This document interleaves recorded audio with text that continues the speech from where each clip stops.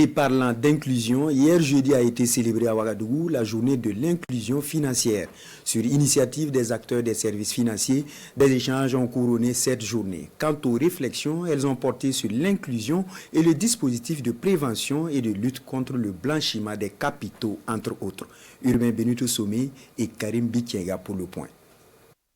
Pour la 4e fois, 3 organisations célèbrent la journée de l'inclusion financière au Burkina Faso. Ce sont l'Association professionnelle des banques, celle des sociétés d'assurance et l'Association professionnelle des systèmes financiers décentralisés.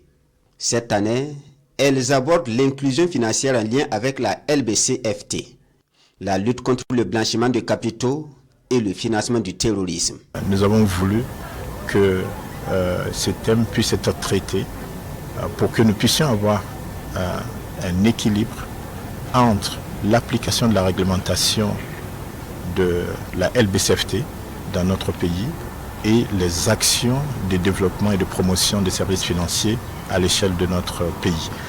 Malgré la situation difficile que vit notre pays aujourd'hui, que nous puissions jouer pleinement notre rôle de travailler à ce que les services financiers soient disponibles partout au niveau de Burkina Faso. Le gouvernement, pour sa part, salue la justesse du thème de la journée. L'inclusion financière fait partie de ses priorités, mais il faut y aller avec la meilleure stratégie, en raison du contexte sécuritaire. Le gouvernement aussi a entrepris des actions d'assèchement de sources de financement du terrorisme, et tout en ne mettant pas en cause tout ce qu'il y a comme objectif par rapport à l'inclusion financière. Il faudrait aussi qu'on puisse faire en tout cas la part des choses pour ne pas aussi favoriser le financement du terrorisme.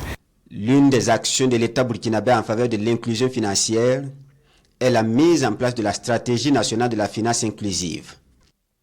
Son objectif, créer un environnement favorable pour le développement de produits et services financiers adaptés aux besoins des populations défavorisées.